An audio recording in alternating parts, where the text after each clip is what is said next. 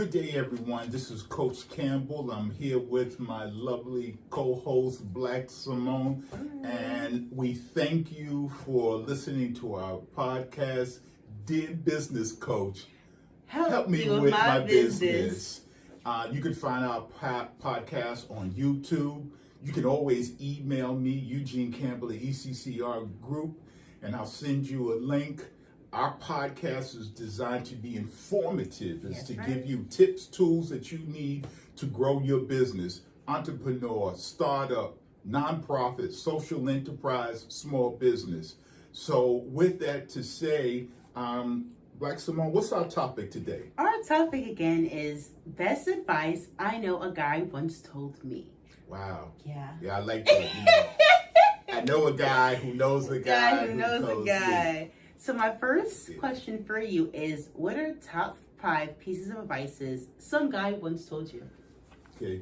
Number 1 is the best piece of advice somebody gave me is to really study your craft. Study what you're going to focus on. For example, if you have a product and you're going to be selling that product, you need to know everything about it.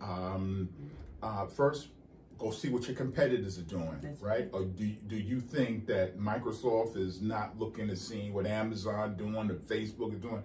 They're looking. As a matter of fact, Facebook has come out with a new platform to rival Twitter. So study your craft. See what is going on in the industry. For example, during the pandemic, many restaurants moved to Grubhub, they moved to Uber Eats because they saw the competitors doing that.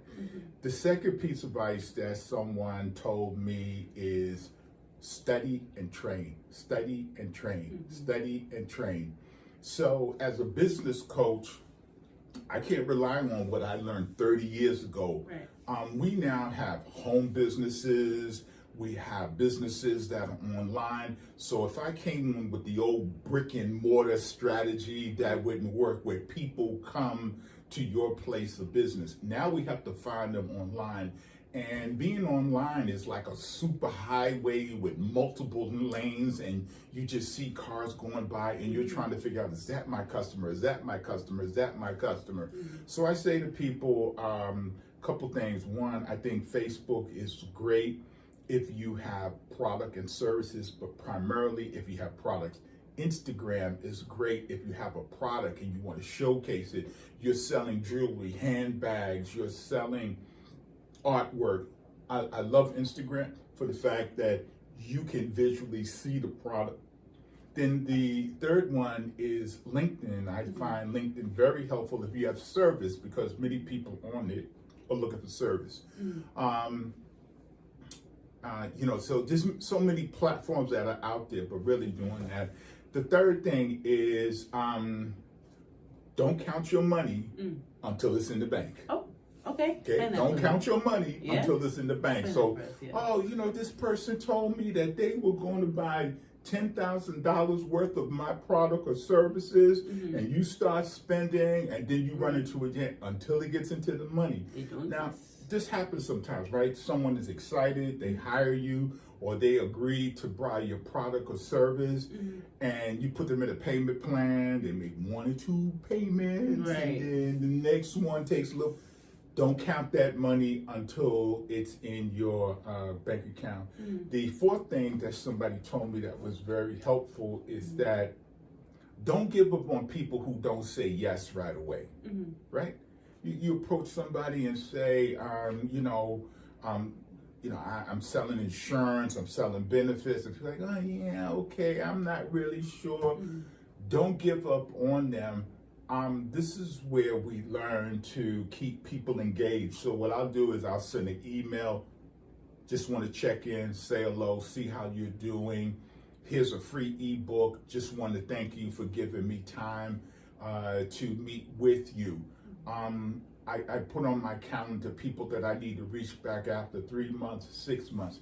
Because what happens, sometimes people go out into the universe, and while they said no to you, they're not satisfied with the product or service that they got from somebody else, and they'll circle back. The last thing I'll just say that was just great advice to me as an entrepreneur. This is not for lazy people. Right. You are going to be working. You are working sometimes 7 days a week. You are sometimes working late at night, especially in the beginning when you're trying to get this off the ground. And it's so much to do: business planning, budget, writing grants, selling your product, et cetera, et cetera.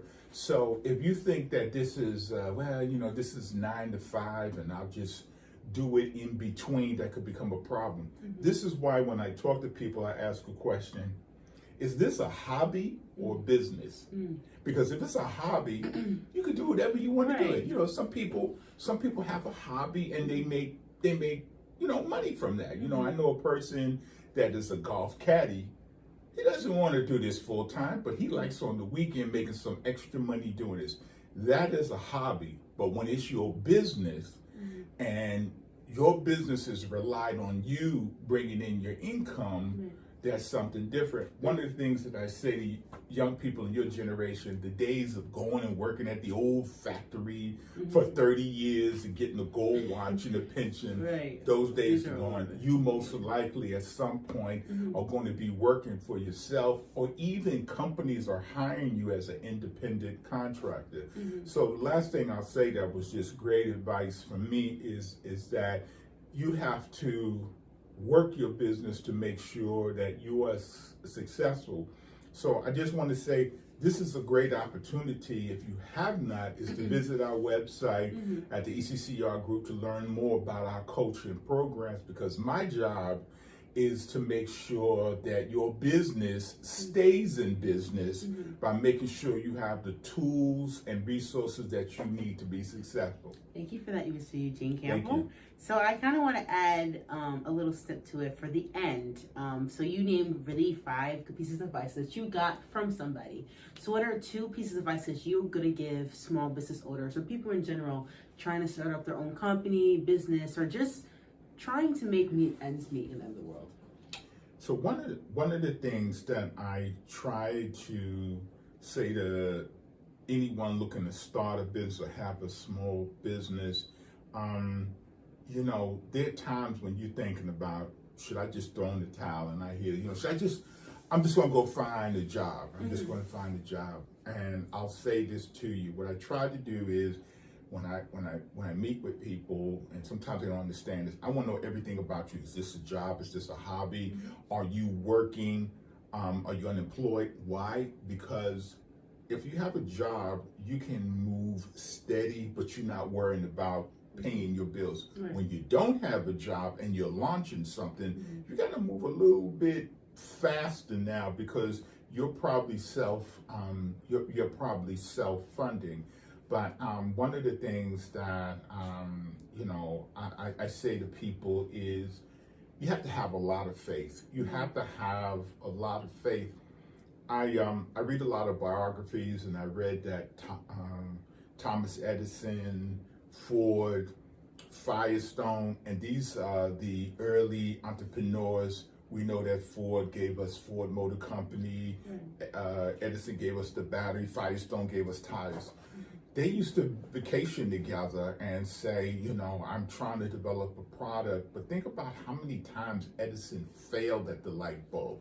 Think about how many times that Abraham Lincoln failed as a politician. So keep the faith, be persistent, and these are one of the things that are going to help you. Because the last thing I'll just say is this: that we had a workshop some time ago, and the workshop was on selling. The first person that you need to sell on your product or services is you. That's the first person you need to do. You need to convince yourself this makes sense, what it is I'm doing. I remember reading with Robert Wood Johnson, who started Ebony Magazine, sold his furniture and borrowed $500. So he has no furniture, and he owes somebody $500. Right. But that's where it started. Amazon started from a garage. You have to have faith in what it is that you are doing. And I know it's tough when lights are flashing and bills are due. That's why I recommend, to keep that faith, you need a business plan, because a business plan will help you map out the strategy. You need a budget, because a budget will help you with the money you have coming in, budget it effectively.